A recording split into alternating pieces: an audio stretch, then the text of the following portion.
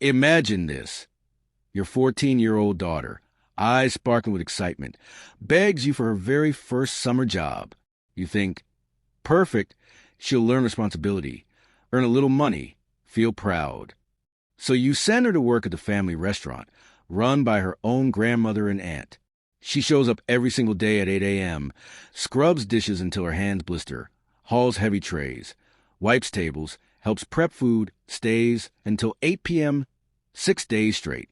She comes home exhausted but beaming, asking, "Mom, when do I get my first paycheck?" 3 weeks later, she walks into the back office, still hopeful.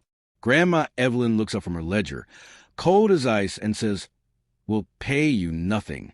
My sister Tara bursts out laughing. "You really thought you'd get paid? How pathetic." Mia's face crumples. She runs out in tears. I didn't scream. I didn't storm in and curse them out. I didn't even raise my voice. I just looked at my crying daughter, held her tight, and whispered, "They're going to regret this." Then I started planning. In a world where people hide behind family helps family to exploit kids, this story is about what happens when quiet revenge hits harder than any shouting match. Because the next morning, they call me panicking, phones blowing up, voices shaking. And I hadn't even started yelling yet. What I did instead turned their precious little empire upside down. And it all began with one simple smile. Mia was so excited she could barely sleep the night before her first shift. "Mom, I'm going to save every penny for new sneakers, and maybe even college," she told me, bouncing on her toes. I smiled and hugged her. "You're going to kill it, baby. Grandma Evelyn and Aunt Tara will be so proud." The family restaurant had been the family for decades. Loud, busy, always packed with regulars who loved the spicy jollof and grilled fish. Evelyn ran the front like a drill sergeant. Tara handled the kitchen and the cash. They'd always talked about families sticking together. So when Mia asked to work there over summer break, I thought it was perfect. A safe place, real responsibility, and yes, a paycheck. She started the very next Monday, 8 a.m. sharp. Dish pit first. Scalding water, greasy plates, soap that burned the cuts she didn't even know she had yet.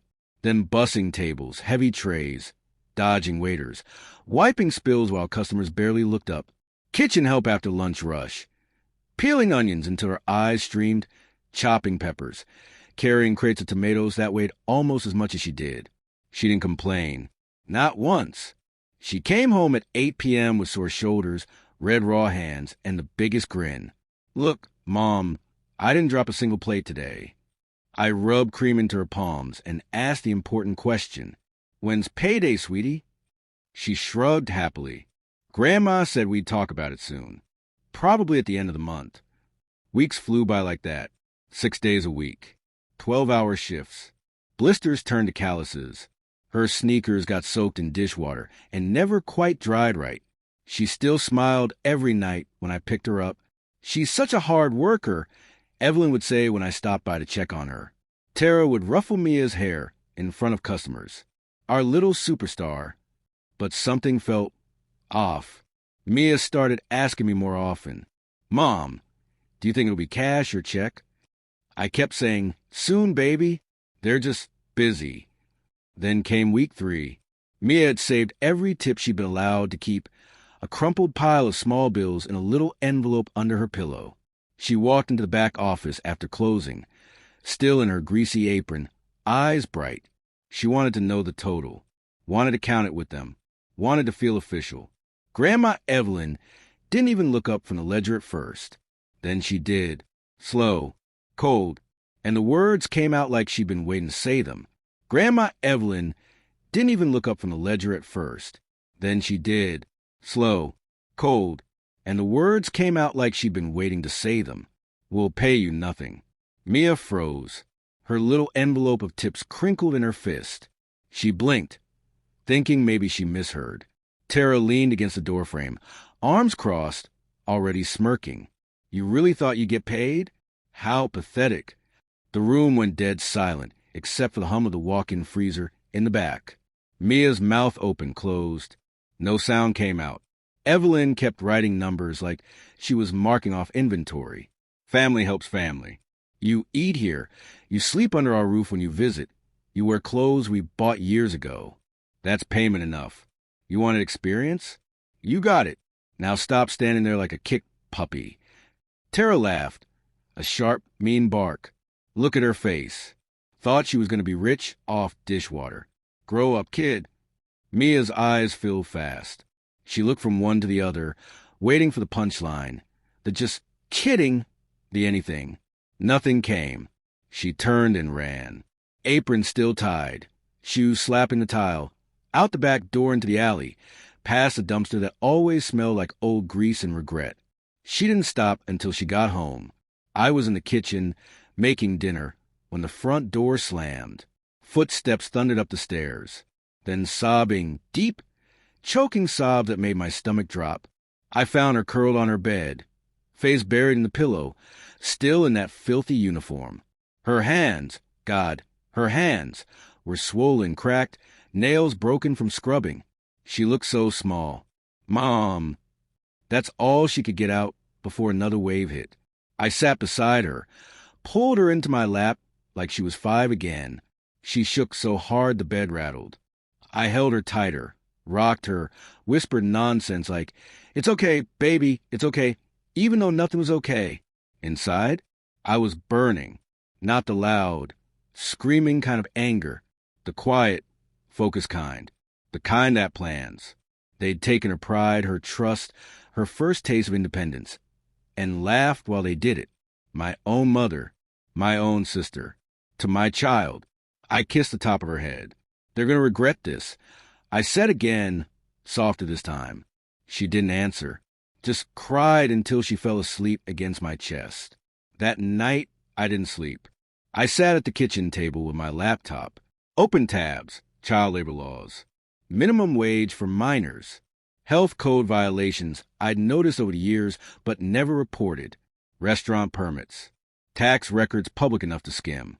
Supplier complaints forums. I didn't call them. Didn't text. Didn't storm over there at midnight like some reality TV showdown. I just started collecting pieces. Because yelling would feel good for 5 minutes. What I was building, that would hurt for months. The next morning my phone lit up before I even finished my coffee. First Evelyn, then Tara. Voicemail after voicemail. Text flooding in. Panic in every word. But what came next would change everything, and no one saw it coming. Next morning, they called me panicking. My phone buzzed at 7:12 a.m. Evelyn first. Voicemail. Voice tight, higher than usual. "Alex, we got a problem." Health inspector showed up unannounced. Said someone tipped them off about grease buildup, improper storage, missing hand-washing signs. They're writing citations. Call me back. Now. Before I could even sip my coffee, Tara rang. No hello. Straight to screaming. "What the hell did you do? The supplier just called. They're holding our next delivery until we clear an old balance we supposedly owe. We paid them last month. This is sabotage." I let it ring out. Didn't answer. Just listened to the voicemails pile up while Mia ate cereal at the table. Still quiet, but watching me with big eyes. See, the night before, after she fell asleep, I hadn't just Googled laws.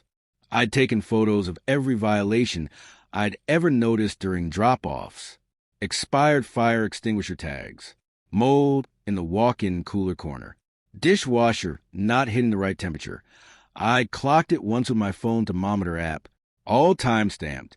All legal to report anonymously. Then the labor angle. Mia was 14.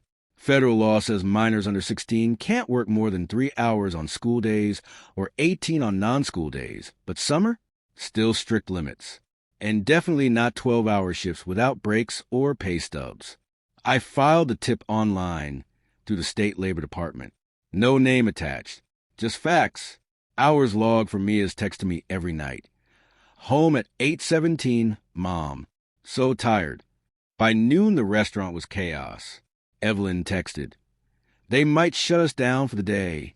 We need Mia back here to help clean up this mess. She knows where everything is." I showed Mia the message. She shook her head hard. "No way. I'm done." I texted back one line. "She's not coming. Ever." Tara called again. This time I picked up. Her voice cracked on the first word. Alex, please. We're family. You can't do this to us. I stayed calm, almost gentle. You made my 14-year-old daughter scrub your floors for free. You laughed when she cried. You called her pathetic. Family? No. You lost that word the second you hurt her. Silence on the line. Then a small, broken sound, like she finally understood. But the real twist? That wasn't even the end of it, because I still had one card left to play. And when I dropped it, their whole house of cards collapsed. But the real twist? That wasn't even the end of it, because I still had one card left to play. And when I dropped it, their whole house of cards collapsed. Mia had kept every single text she sent me after shifts. Timestamps. Finish at 8:42 tonight, Mom. Hands hurt. Grandma said no break today. Still here at 9:15. She also had a little notebook where she quietly jotted her daily tasks and hours, just in case she needed to prove she was learning responsibility. I never told her to do it. She just did. Smart kid. I printed it all out. Clean. Organized. Then I walked into the state labor office the next afternoon with Mia beside me. She was nervous, twisting her fingers, but she held her head up when the officer asked questions. We filed the official wage claim for a minor, unpaid labor, excessive hours violating youth employment rules, no overtime, no records. The state doesn't play when it's a child. 2 weeks later, the letter arrived at the restaurant. Certified mail. Evelyn had to sign for it. Inside, demand for back wages calculated at minimum rate for every hour worked, plus penalties for child labor violations, plus interest. Total? Enough to make a grown woman pale. They had 30 days to pay or face court and public record. Word spread fast in our community. Regulars started asking questions. Why is the place half empty? Why is the health sticker gone from the window? Why is Tara crying in the parking lot? One loyal customer posted online. Used to love this spot. Heard they weren't paying family kids. Done supporting that. Suppliers tightened credit. Staff started looking for new jobs. Evelyn called me one last time. Voice small. Broken. Alex will pay her. Just make it stop. Please. I didn't yell. Didn't gloat. Just said, you already made my daughter feel worthless. Now you get to feel what that's like. Pay what you owe, and never ask her to step foot in there again. They settled quietly. Check arrived. Mia stared at it like it was from another planet. Then she looked at me and whispered, I can buy those sneakers now. I hugged her so tight. She laughed. First real laugh in weeks. They lost half their weekend crowd. Reputation took a hit that still hasn't healed. Tara stopped posting family photos. Evelyn aged 10 years in 2 months. And Mia? She started a real job at a little cafe down the street. Paid hourly. Tips. Breaks. Boss says thank you when she leaves. She comes home smiling again. Confident. Proud. Sometimes the loudest revenge isn't a shout. It's paperwork. Proof. Consequences. They sneered we'll pay you nothing. In the end, they paid a whole lot more than money. They sneered we'll pay you nothing. In the end, they paid a whole lot more than money. Think about that for a second. My own mother and sister turned my daughter's first taste of work into a joke. They took her sweat, her blisters, her hope, and laughed in her face. And for what? To save a few dollars on labor they never planned to compensate? To keep control? To remind everyone who's in charge of the family? I could have exploded. Stormed in, screamed, made a scene that would have felt good in the moment, but faded by morning. Instead, I chose quiet. Paperwork. Proof. The kind of revenge that shows up in certified envelopes and government letters. The kind that doesn't need volume to cut deep. Mia's different now. She walks taller. She talks about her new cafe job like it's her kingdom. They actually say, thank you when I leave, Mom. She's saving again. This time for real. No mockery. No tricks. Just honest work and honest pay. Family isn't a free pass to hurt people. Blood doesn't excuse exploitation. And when someone crosses that line, especially with child, consequences aren't optional. They're required. So if you've ever been the one exploited by the people who were supposed to protect you, or If you watched it happen to someone you love, know this. You don't have to yell to win. Sometimes silence, strategy, and one perfectly placed move does more damage than any outburst ever could. Drop your own stories in the comments. Have you dealt with family treating you or your kid like free labor? How did you handle it? I read every single one. If this story hit you, if you love seeing quiet justice served cold, smash that like button. Subscribe if you want more real stories where the underdog doesn't just survive, they strike back. Hit the bell so you never miss when karma finally shows up to collect. Thanks for watching. Protect your people, even from family. See you in the next one.